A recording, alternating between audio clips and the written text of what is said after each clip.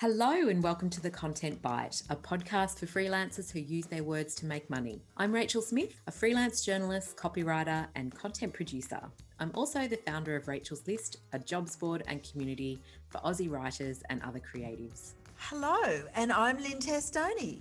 I'm a journalist and a content writer as well, and Rachel and I are your weekly co-hosts, and every week we're bringing you all kinds of tips, ideas, and some fabulous guests to help you make the most of your freelance business. Hi Lynne, how are you? Are you super relaxed after your Hawaiian sojourn? I am. I'm relaxed and I got warm for a whole week. I do feel bad saying that, considering I was sunning myself here in Hawaii while you were bedridden in Sydney. It seemed mean. I know. That was a really bad week, actually. It's hard for a chronic workaholic to be bedridden for a week. But I lived vicariously through your Instagram, so that was good. Yes, yeah. And that's a wonderful thing about being a freelancer, that I did do work there. I did a huge project while I was there, but I did it sort of sunning myself by the pool, and I thought, it doesn't get much better than this, really. It didn't feel like work. Okay, that's enough, I think. Yeah.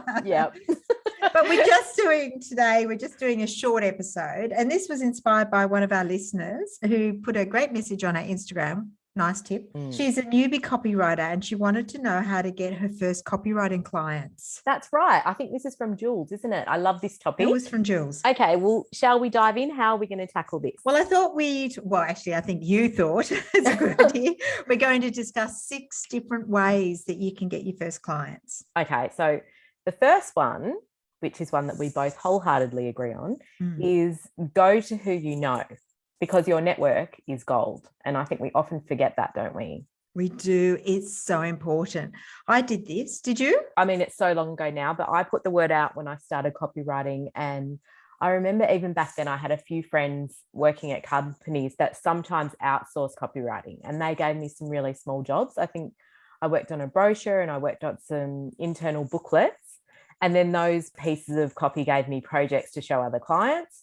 And then from there, I was recommended for some copywriting at Nestle, which was a really huge feather in my cap. And I did some back of pack copy for Fun Muesli Bar, like a new muesli bar that they were putting out. And I did some kids' cereal boxes and things like that.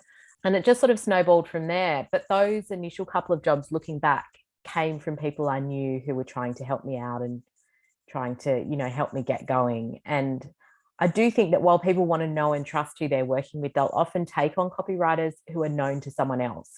So if a friend refers you, you might find that client gives you a chance on the strength of that connection. Do you agree with that, Lynne? Yeah, totally. I mean, when I left my full-time magazine job to freelance, I put a note just on my personal Facebook page to say I was planning to freelance, and if anyone knew of someone needing work, I'd love to chat. And that was really helpful. It's quite surprising how much work I got out of that. And it didn't feel like sort of desperate or beggy. Yeah. I guess the best thing was that a close friend of mine who was also a writer but was in-house, she introduced me to a friend in her running group of all people who was looking for somebody to update some website copy for Luxaflex. And which is a window furnishings company. Now, I'd written a lot about window furnishings at Inside Out, which is one of the magazines I work for. But I didn't have a lot of experience with like copywriting or website copy. But because I knew the subject really well, it wasn't such a stretch for me. And it was a large 4-week project. I worked really hard, and it gave me so much useful experience with writing website copy. And also gave me runs on the board for future projects. I picked up a lot more online and website copy after that. And they gave me a great testimonial, which is another tip. They sent a really nice thing saying how great I was. And I put that onto my new website. Wow. You've just touched on something that I think is really important for newbie copywriters who are looking for clients. And that is, think about your previous experience and how that might translate to copywriting. Yeah. And the kinds of clients and brands that you target.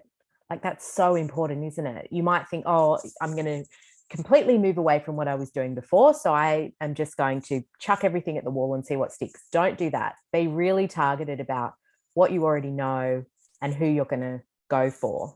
in that respect. Exactly. We've had a couple of really good guests, including Emma McMillan, who I think was a teacher before. So she started writing some educational copy. I think Lindy Alexander had been a social worker before. And so writing something on your previous area of expertise is a good way to bridge that gap. Mm-hmm. And I found that's why I've ended up doing so much about interiors, because I had that knowledge. And then all I had to do was actually learn how to craft that knowledge into a different format. And that was only one thing to learn. People like the fact I knew their subject, even if I didn't have the right tone at first. Absolutely. And I think that gives you that little bit of cachet.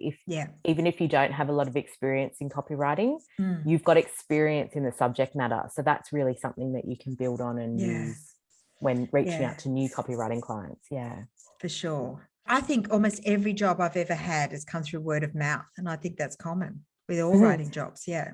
Of course. And that comes back to sort of relationship building, relationship marketing, not neglecting your network. We just touched on that earlier, but sort of being visible and being really helpful and being open that you're looking for work, and that you'd welcome referrals, but not in a desperate way, which we've talked about on the podcast before. Yes. And not being pushy. Like you could even just do, individual messages to people that to say, look, if you ever hear of anything, I'm looking for this kind of thing and I'd love, a referral or something like that. Yeah, that's true. I don't often say I'm actively looking for work, but to be honest, this many years down the track, I'm not often. But I do find just posting updates and clippings to my LinkedIn profile is a good way to keep front of mind. Mm-hmm. Also, I think people get quite active on LinkedIn when they change jobs. Mm-hmm.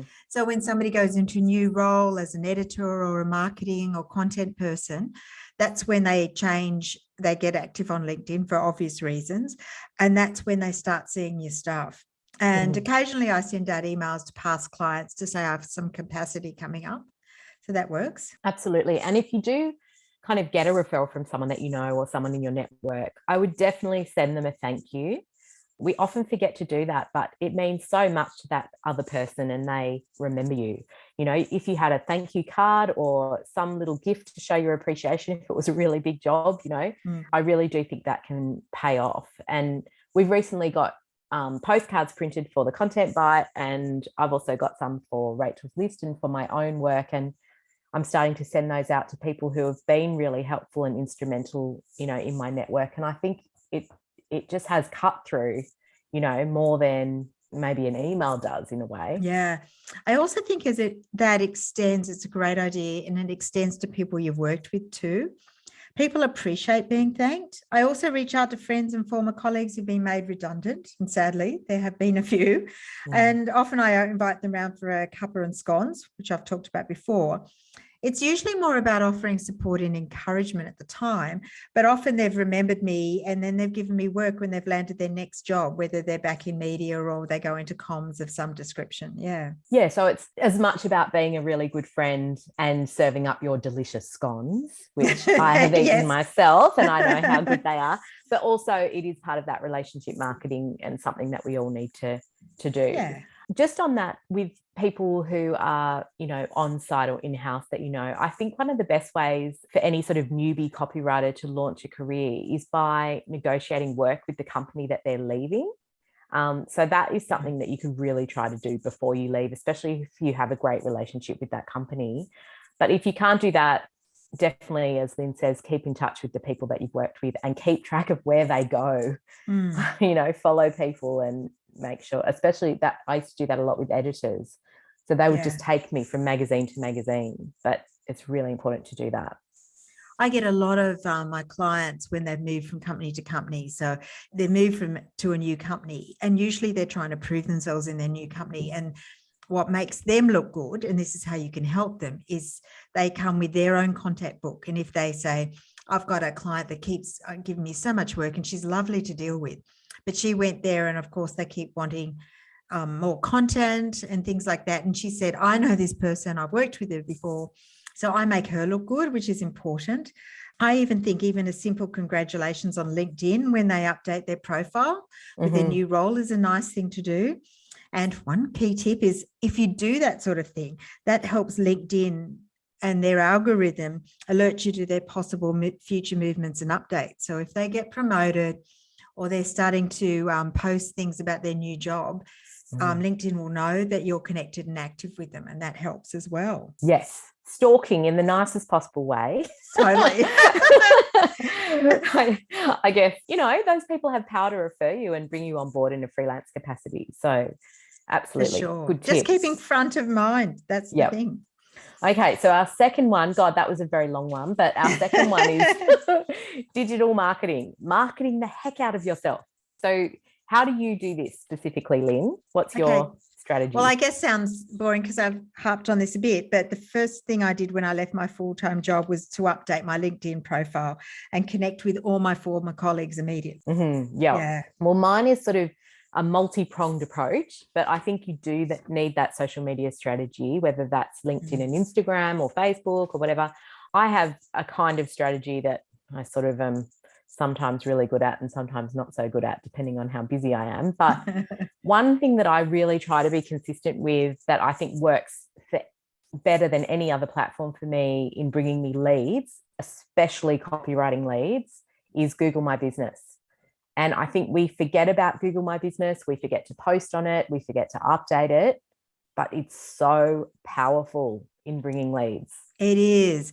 And we did have a whole episode on Google My Business, which is really useful for anyone who wants to understand it. So we'll put a link to that in the show notes. Katie Hull.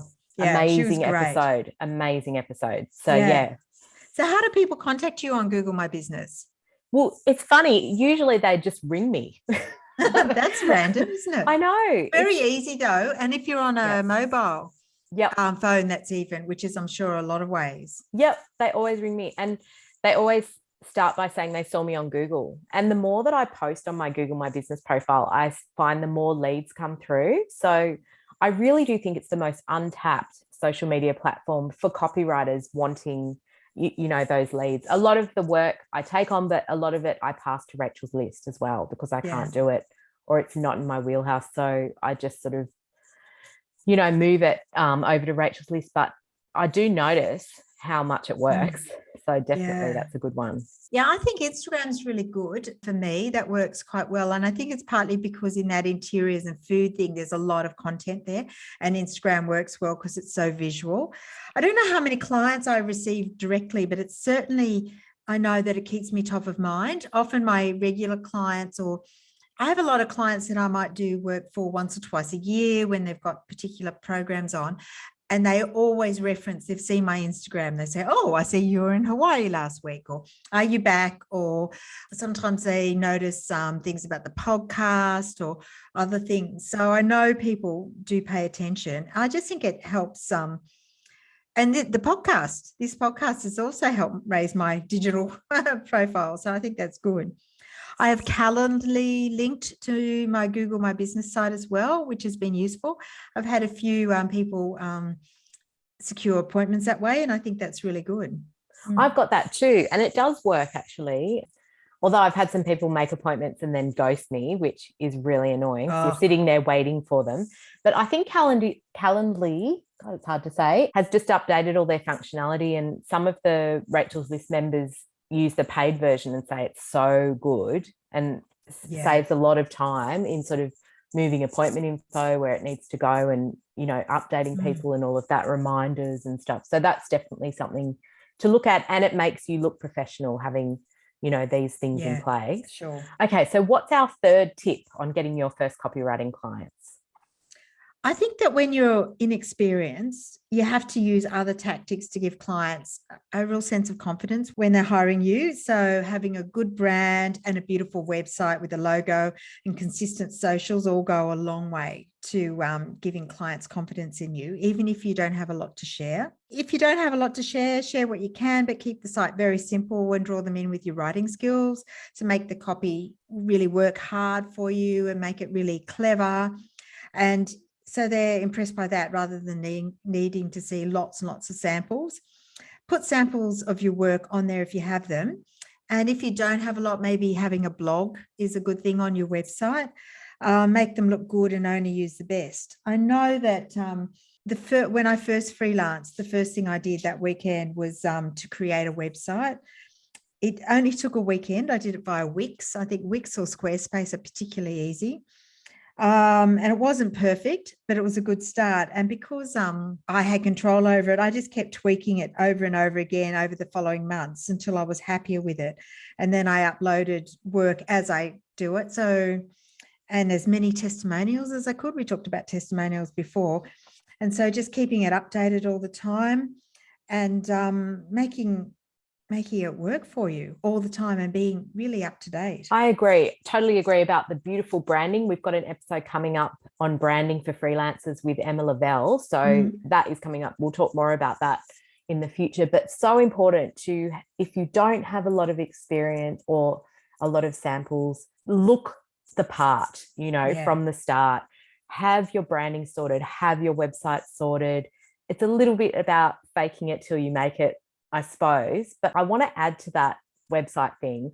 I think another way to give clients confidence in hiring you when you don't have a lot to show and you're just starting out really extends to your processes and looking really professional. So be really open to clients that you have these processes, have your branded quotes and have your client templates, your briefing forms that have your logo on there, have a proposal template with a logo on there, offer discovery calls and use Calendly like we just talked about for your bookings. All of that shows that you know what you're doing. It makes you look really professional. It makes them think, yep, I'm happy hiring this person. Yeah. Rather than, someone who has, I'm sorry, I'm going to mention it, all the haters who will come at me for the Gmail thing, but don't have a Gmail address and no online presence because it's not going to work for you. Yeah. I actually had a Gmail address for ages and ages. I just didn't change it. And then I thought, it doesn't matter because I was getting so much work. And there was a conversation on the Freelance Jungle one day and I just looked at it and thought, they are so right. And I changed it that weekend. And it hardly cost me any extra to have like a proper, Lynne at lynnetestoni.com. I think it makes me look more professional. The other thing is the Gmail addresses often get caught up in spam. Yeah. A lot of people have those sort of filters, particularly corporate clients. So I think it makes a difference. And I'm so glad I did. Yeah. Yeah. I do like that. I've had my, domain email for 20 years. So it's quite good. Yeah. I do like the idea of Gmail though. I know it makes life really easy because it connects to the Google Suite and there's lots of tools and integrations that kind of log in with Gmail, but yeah. But my own website address is actually part of the G Suite anyway. So I still get all those functionality. It's just got a different name. So that's great. Fine. So I still use G Suite. Yeah. Oh, that's great. So what's our fourth tip? Okay. Our fourth tip is really important. And everyone's going to roll their eyes, but no. Newbie copywriters, our message to you, don't be fussy in what you take on. So important. Because you're in the stage of building your reputation, getting work samples under your belt. And now is the time to take on those projects that might seem a little bit boring. Yes.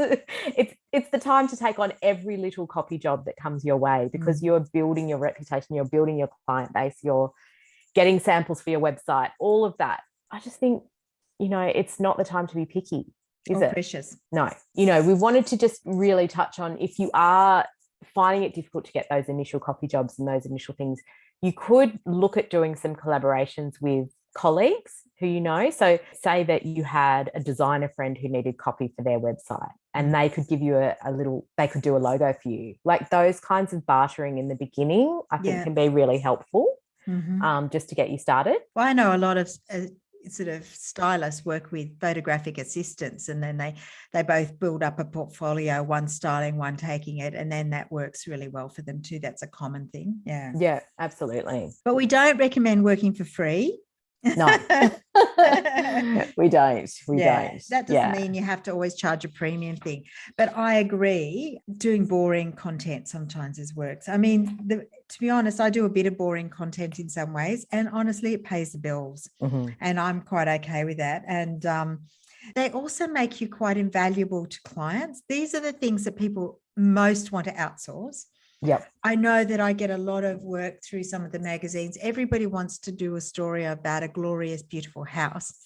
Nobody wants to do a story about air conditioners. And nobody wants to write that copy about bricks or nails No. or a new screw that's on the market. Yes, exactly. But they're really lovely. And I've found that actually those clients are really lovely to deal with and quite understanding. And I actually think they've certainly paid my way. And also because it's not about what you want to offer. This is a really critical thing. It's about how you can make your client's job easier. And the things they first, offload or freelance out are the boring jobs. Yeah, absolutely. The other thing to not be fussy is about turning things around really quickly when needed. When I first started out, one of my real strengths, and I know Lindy's spoken about this a bit, is I helped out a lot of former colleagues or new clients with urgent jobs, which is the other thing that they tend to outsource really first. Something urgent, and I really saved their bacon. It's usually something when they've had a last minute thing drop on their desk and they can't do it. And so I think in those first few months, I worked 7 days a week for a while doing all those things, but it really helped establish me. Yeah.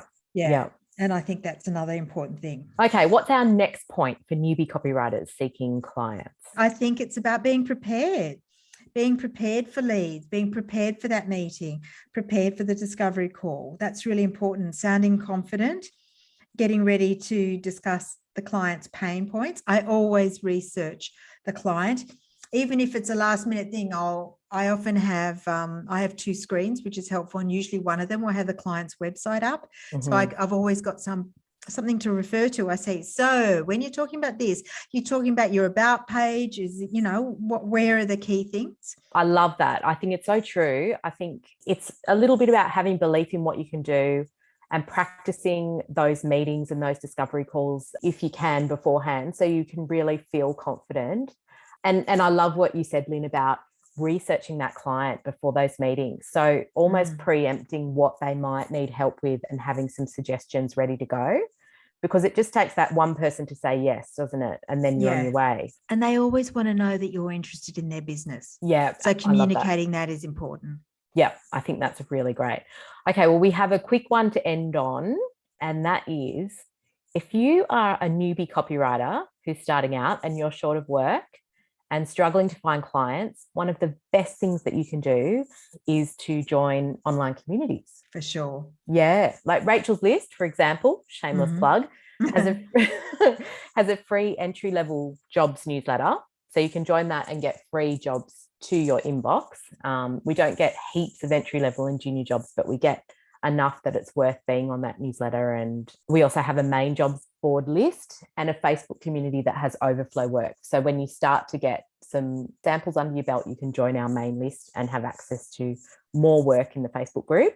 I think also for specific copywriting jobs that are only copywriting jobs, Kate Toon's copywriting community, I've heard, is a really good one for that. Freelance Jungle has a paid Patreon site. I think it ranges from $2 up a month. Yeah. And that has regular jobs coming through. And there are lots and lots of other communities that you can tap into online, and you'll meet people, you'll build your networks that way, and you'll hopefully start picking up work through referrals. So I think that's a really important one. Yeah, for sure. I think you mentioned earlier that sometimes you refer things on when people come to you that aren't in your wheelhouse or you don't have capacity. And I've picked up a lot of work like that. I've got a couple of friends who are in and out of paid in-house gigs. And so when they're in-house, they often get calls for freelance work. And I've been referred to them because they don't have the capacity. So that works. And communities are everything to me. I just love them. I've made so many friends and connections, and they mean a lot. A lot of people do rave about Kate's group. I haven't actually been a member. It's got quite a high cost point, but everyone I know who's done it has said that it's paid off within the first couple of months with 1 or 2 gigs, and then it's paid for itself. I've also found George's Media Circle to be quite supportive. It's not a huge Facebook group. There's a lot of PRs, mostly travel, but I've used a lot of great PR contacts. I've found them, and I've actually picked up quite a few bits of odd jobs as well. Which is nice. And I often know, because they're media type people, I often know them. So it's an easy sell for me because I say, oh, and they go, Lynn, of course, that'd be great. Yeah. I also use Finder's Fee. Did you drop your notes? I dropped my notes. See, that's how prepared I am. So prepared. So prepared. So, if that was a discovery call, Lynn, you would be out the door. Totally. Oh, no. How mortifying. Joking. So Find a Finder's Fee is a private Facebook group. It's a bit tricky to find it, ironically, but it's got about 30,000 people in it, and it's international. It's a huge group of agency-based folk, and mostly advertising and content agency people. And they often have regular copywriting or content projects come up, and it's random. It could be like 7 in a week, and there might not be some for a little week. Early in my freelancing career, I picked up a few gigs from that group, and that helped me branch into more copy and content work. I picked up ongoing agency clients, which is quite good, and it really broadened my network when most of my previous network was sort of more editorial focused, and that sort of took me into that agency thing, and I thought that was really helpful. I do love that group, and actually they've dropped out of my feed, so I need to go and like a few more of their posts, because they sometimes do have really good copywriting jobs coming through. So that is definitely a good one to join. I've even found work. I'm in a food media Facebook group. I just thought of that, and I've picked up a few because I do a lot with recipe editing, and I know those people. It's a small one, but I've picked up a few sort of recipe editing gigs and stuff in that too, and that's quite helpful. Okay, well, I think that brings us to the end of the episode. We hope it's been helpful to any newbie copywriters out there. And inspiring, because there's a lot of work out there, isn't there? I think there is. Absolutely. Yeah. I mean, we get jobs almost every day, or sometimes twice a day on Rachel's list, and lots of copywriting stuff coming through. So don't lose heart if you are starting out and you're finding it a little bit hard to, get the ball rolling. Just revisit some of the points in this episode and put them all into practice and just start pushing on. But thank you again to Jules for suggesting this topic. It is a great topic, and it's interesting, isn't it, to look back on our careers and see what we've done that's worked. So we hope that that's some help. For sure. So if anyone has a topic you'd like us to cover, just drop us a line at thecontentbite@gmail, ironically.com. Or send it to... Yes, I don't know our address, our email address. I do check it. Good. Mostly media releases. Yes, and we'll pop all those mentions into the show notes so that you can go to those episodes or go to whatever else we discussed. Yeah, for sure. Which I also already can't remember. Lucky we're well prepared and we have good notes. That's right. So thanks for listening, everybody. We have some great guests coming up, actually. So stay tuned for some really brilliant episodes over the next few weeks. All right. Thanks so much. See you next week. Bye, everyone. Bye.